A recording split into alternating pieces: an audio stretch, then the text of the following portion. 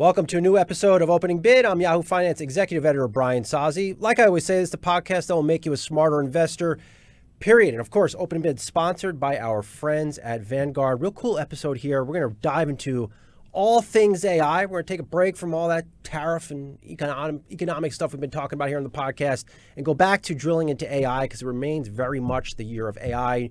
New innovations, new companies doing cool things, or companies that have been around for a long time doing absolutely amazing things in AI. And to that end, I want to bring in Marco Argenti, Goldman Sachs Chief Information Officer. Good to see you, Marco. Appreciate you coming down here. Thanks for having me. Yeah, of course. So before we get into what Goldman Sachs is doing on AI, you came from what? Amazon, right? I did. What Amazon Web Services. What did you do? What did you do there?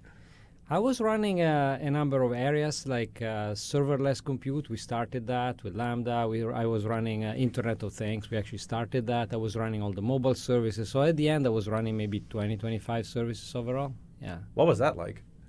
It was pretty amazing because I came in 2013, which was almost like at the beginning of a mega cycle of cloud adoption, and then I left in 2019, and the company had grown like 50x or something like that. And when I joined, we had something like 13 services. When I left, we had like 230. So it was one of those times where I saw a lot of transformation for sure. Before we get into what you're working on at Goldman Sachs, what were those early-ish days? I mean, we're not too far away from them. But as someone that created technology that really didn't even exist or put more rocket fuel on technology that a company like Amazon was working on, what was it like those first couple of years you were there? It was exciting because we were really like learning at the same time how to overcome certain technology barriers, but also most importantly, really trying to understand what clients really wanted. And the one thing that we used to say was always to work backwards from the client. And so a lot of the time was really spent to try to understand the why and then kind of adapt the how to that. For example, is it about reducing cost or is it about increasing speed or is it about increasing agility? And at the end, I think what we kind of concluded was that yes, cost is a very important thing, but acquiring agility and speed and velocity was really what companies were going for. Can I give you any credit for getting my packages to my house even quicker? Anything, even a little bit, just a little bit? Well, I mean, like AWS obviously powers a lot of the Amazon, so maybe a little bit. Okay, fair enough. All right, give this guy some credit, guys. Hit me with those comments out there on social media. So now you're at Goldman Sachs. Yeah. What made you make that transition? So. Towards the end, like the last couple of years at AWS, one of the things that I was running was the so-called Internet of Things, which was about wiring up industries and companies with sensors and then having machine learning in order to optimize process. So I started to engage a lot with companies more at the strategic level doing digital transformation. And the real question there was, how do you really transform how a company is run and operates thanks to technology as an enabler. And so I started to develop an appetite of actually being on the other side of the company being disrupted rather than someone sort of helping them by selling tools and services to disrupt. And so when a call came and also our CEO, David Solomon, was like, hey, we think that technology in finance needs to really step up to a strategic level because we will not be able to be Goldman unless we are like leaders in technology, like 5 years down the road, or keep our leadership in technology. And so that was to me like almost like irresistible because it was a different field, and I really love to learn, big challenge. And also, I was feeling that there was a big transformation ahead. And so that's kind of what drove me there. So when I think Goldman Sachs, I mean, storied financial institution, been around for many years. How is AI changing the business? And maybe we could start in a few different ways. How is AI changing what an investment banker does? And what initiatives are you putting into place? Yeah. So right now, we've been on this journey for about 2 years, I would say. We've been in the journey of machine learning for over a decade, but specifically generative AI. And we have people from all over the firm actually using AI. I would say, I would estimate that at this moment, at least maybe close to 2/3 of the organization in a way or another is kind of exposed to an AI tool. And I think a good way to think about it is that you have sort of 3 waves of adoption. One is more when you are using AI mostly for making an existing process more efficient. An example being developing software or running call center, etc. Those are like the low-hanging fruit use cases. And of course, we kind of have them at scale. And I can tell you a little bit more, but we're already seeing a pretty significant impact on that. Say, for example, a 20% increase in productivity for software developer, etc. Then you have kind of the wave 2, when you're starting to integrate AI more deeply into the fabric of the organization, which for us means, an AI now not only optimizes an existing process, but it gives you an opportunity to actually change the way you do things, right? So an analyst, for example, can fundamentally change the way, for example, they analyze earning reports. Instead of spending maybe 80-90% of their time going through pages and trying to extract signals, they outsource the extraction of signals to an AI. So are they creating? Is it AI analyst clones? Is that what this is? Well, I mean, that's I think cloning is probably overrated. We tried it with sheep, right? Yeah, exactly. I don't see too many clones out there, but I think it's more like like having this concept of an AI coworker, which is slightly different than the concept of copilot. A copilot is someone that essentially does the same thing that you do, and it kind of helps you with a specific task. A coworker or agent is someone that you can actually delegate to, and that's slightly different. And then all of a sudden, everybody kind of becomes a manager. Even if you've never managed anybody, even if you never managed a person, almost inevitably, you might end up actually managing an AI agent. Hold on, I'm a manager here at Yahoo Finance. So hold on, how would I manage 200 AI agents? Or in some cases, I'm thinking back now to when I was talking to Salesforce co-founder Mark Benioff. I mean, he's deploying agents inside of his operations. Yeah. I mean, how would I manage thousands of agents? And how, I imagine you have to retrain a whole workforce. Yeah. I think it would be an interesting transformation. And at the minimum, you can start from the tasks that you're already doing it, and then essentially just, ask questions or let's say, for example, hey, we have earnings seasons. Please analyze the reports of the companies that have announced in the last week, and then extract anything that has to do, for example, with usage of GPUs. And then you start basically kind of extracting that, assigning it, and then think about it. The way you scale is that those agents in turn can outsource to other agents. And so you have, like the same way as you have managers or managers. Like when you ask me, how do I manage 200 agents? How do you manage 200 people? Well, you manage 200 people by actually maybe have 10 people that you directly manage, okay. And then those 10 people are going to manage 10 other people. How do you fire an agent, though? I mean, just delete it? Well, I think that would be an interesting one. One of my predictions was that in 2025 we might see the first layoffs of agents. So layoff of agents, but essentially you shut them down. You shut them down. You shut them down, and or retrain them. You can actually put them back to the drawing board and retrain them. What's interesting is that at a minimum, everyone that is never even managed a person is going to have to develop 3 basic management skills, which are going to become, I think, essential for almost any job where you want to employ agents. So one is the ability to properly describe what you want, which is not obvious. Sometimes, if you do things, you kind of know how to do them. But if I'm asking you to describe in detail to someone else, you kind of have to have a very good mental model. And so the ability to actually describe is an important one. The second one is the ability to delegate. You have to be able to break up your work into chunks that you can give to different people. So that's another skill. You take what you do and you say, you know what, I can parallelize these actions and then start giving them to someone else. And the third one is the ability to supervise. You now need to understand that the same way as a person might not be perfect in what they do, obviously an AI in some cases is even probably less perfect. You have hallucinations, you have process errors, and so you need to find a way for you to verify your work, because also at Goldman, one of the things that we really kind of cherish is the fact that we always want to have human supervision of AIs.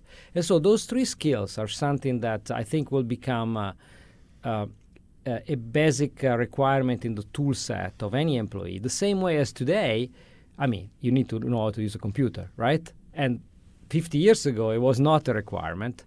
I think in a few years, it's going to be, hey, you know what? You need to be able to manage an agent to actually be able to enter. Like how would I hold like a motivational town hall with hundreds of agents? Like those days are done though. Or I think actually, what's interesting that you're saying the following, because what does a motivational town hall gets people in a state of mind for which they tend to be more excited and more productive. But you can do that to an AI as well. The way you write the prompt, the AIs respond really, really well to the way you ask the question. And so in that case, it might not be a motivational town hall, but it might be you realizing, for example, and believe it or not, it's true, that if you're kind to an AI, the AI will actually give you better answers. I've verified that myself, and it's true. For some unknown reason, being kind to an AI is a good way to actually get them to actually give you a good answer. Maybe because in the training set, there was a bias towards in literature, etc., about a certain type of expression or kindness that was correlated to good material being trained upon. I don't know, but there is a psychological element, and so it would be hard. It would be actually. It would be wrong to think about an AI as something that is just as mechanistic as a computer. A computer program is syntax error, so just tell me the same thing the same way all the time. It's not the same for that. All right, hang with us, Marco. We're going to go off for a quick break. We'll be right back on Opening Bid.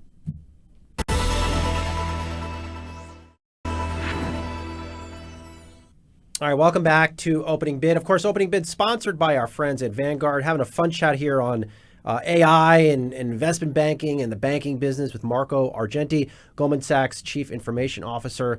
So let's, before we close, or I guess close the loop, as one would say, on the investment banking perspective, is this going to help reduce the amount of hours investment bankers and analysts spend scrutinizing a deal? You don't have to tell you this. Some folks spend 80, 90, 100 hours on deals a week. These are big transactions. Like, how does it make their lives better, this AI? Listen, this is just another transition, like before Excel, after Excel, before you could use Google, after you could use Google or a search engine. So there is a certain or Yahoo. Pattern. Or Yahoo, that's right. Absolutely. Why did I say Google? It's okay. It's okay. It's okay. Of course, you use Yahoo. And so I think that will happen and is happening naturally. And so it's more about what part of your job is like something that you really feel that you add unique value. It kind of elevates your work rather than doing repetitive tasks. And so I think the bar is just going to increase. So we have this platform called the GSAI, which is a platform that we built to give access to the latest and greatest models like OpenAI, like GPT, like Gemini, like Anthropic, etc., in a way that is safe and compliant for a regulated industry, etc. And then the tool called GSAI Assistant, which is essentially a chat which gives you access to all those models, but at the same time, it links to all the data or some of the data that is relevant for you that lives inside the bank. And so what we see is that people that are exposed to that, first of all, you can literally see this learning curve that it goes super, super fast to the point that we get people using it like 40, 50% a month growth in terms of how much they use it. But also you see what kind of questions they're starting to ask. and so that's how you see how their work is actually, and their attitude is starting to shift. So at the beginning, you ask more like basic questions. For example, you want to know an acronym, or you want to know an explanation that you want to kind of try to explain to a client. Or, for example, you have a portfolio of stocks inside the basket, and the client is asking you, can you tell me some information about those stocks? And you can ask an AI, etc. And then as you go to more deep usage, you're starting to see what I said before, which is, hey, why don't you do this for me? Why don't you retrieve a chart? Why don't you create a presentation that will include, for example, some macroeconomic indicators, et cetera, et cetera. So the sophistication of usage becomes a little bit like the interaction with a colleague. At the beginning, you kind of exchange ideas, et cetera, and then at the end, it kind of becomes entrenched in the way you work. And I think seeing that evolution is really, really fascinating. AI is really taking hold in a lot of companies. Has AI taken a someone's job, or won someone's job inside of a Goldman Sachs yet? Well, I think in terms of tasks, yes, we're seeing shifts. For example, for developers, we're starting to see that a lot of the mechanical jobs, quote unquote, like, for example, migrate from an old version of Java to a new version of Java, migrate to a certain web framework to another one, write documentation, write unit tests, etc., is starting to be taken by the AI. But then I wouldn't go as far as saying taking an actual job. Well, yeah, is that developer no longer because there? The answer is so far no. Mm-hmm. Because there is so much more that we have sort of a below the line, every year when we do our budgeting, and there is so much, more that we want to do because it's a competitive environment. And so at the end of the day, what we've done so far is really to reinvest the extra capacity, which will give us additional competitiveness. And I think for the foreseeable future, in a competitive market, most companies will actually decide to reinvest. Do you think AI will increasingly take jobs outside of a Goldman Sachs? I think what a reflection that I've been having is, there has been a lot of transitions over the years, right? Before computers, after computer, before mobile, after mobile, before the cloud, after the cloud, before outsourcing to other, countries, to etc. And inevitably, the pattern has been you might have some job displacement at the beginning, but then those industries tend to create a lot of new jobs. Just look at, for example, like how we have say 12,000 developers within Goldman Sachs out of 45,000 people. If we didn't have computers, we wouldn't have those people. And so generally, it rebalances itself. And I think that will be the same for AI, except there is a certain velocity. So the transition to computers, it took decades. Transition to the cloud, it took several years. The transition to outsourcing, it took several years. And so there was more time to reabsorb, reskill. This transition is happening very fast. It feels fast. It feels fast. It feels like there is months instead of years. And so I think, one of the things I've been reflecting is, can the job market shift as fast, or could you have a deeper displacement, while those new skills or while those new jobs get created? And that's something I obviously don't know the answer, but I think it's one of the most poignant questions that we should ask ourselves. You think there's not just one day where we wake up and AI agents have all our jobs? You think it's just it's a slow evolution? Yeah, it's going to be an evolution. I don't know how slow it's going to be. In fact, I think it's happening very fast, to the point that if you think about it, 6 months ago, we almost didn't think about agents. Now it's all the rage. And one specific moment in time was, say in Q1, when a lot of this AI model providers starting to introduce reasoning models, like the O1, O3, or DeepSeek, or all the others, which means they're not just answering your questions. They're actually starting to think about it, how to answer. They can do plans. They can create, processes. And that is what really created agents. Because an agent, at the end of the day, is you give them a question or a task, They create a plan and they know how to execute that plan. That's reasoning in a way. So the biggest shift has been models that are capable of actually reasoning and doing tasks in your behalf. And I think if you look at if you put those in a timeline, you see that the acceleration has been pretty remarkable, to the point that today pretty much all major models have reasoning capabilities, and it can be used to create agents. We'll love to get your final thought on this one, and I think you're the perfect person to answer it, given, of course, your work at Goldman, but of course, Amazon. How far are we away from the day where we have a robot, an actual robot, let's say like the Tesla bot, is out there greeting clients and then taking that client to a power lunch to close a deal? Is this a real thing in our time? First of all, I don't know how much clients will enjoy that experience. Hello, sir. But I see these robots, Marco. They're really lifelike, and they're dancing around. I'm like, why not? I've seen a lot of robots, but my prediction is that especially humanoid robots first are going to be used in industrial settings, like for example, in a factory to assemble things, to move things around. I think human interaction is something different. And so personally, I don't look forward to that day for sure where I'm going to be greeted by a robot. Well, it could be like if I have like a robot companion. I mean, I think Elon makes some good points here on the robot front. Maybe it's just my companion. Maybe the companion I send down to greet the client coming into a Goldman Sachs building. And then maybe I'm the one that does the lunch. It's possible. I mean, we've seen, for example, many buildings in many countries have robots that are delivering packages.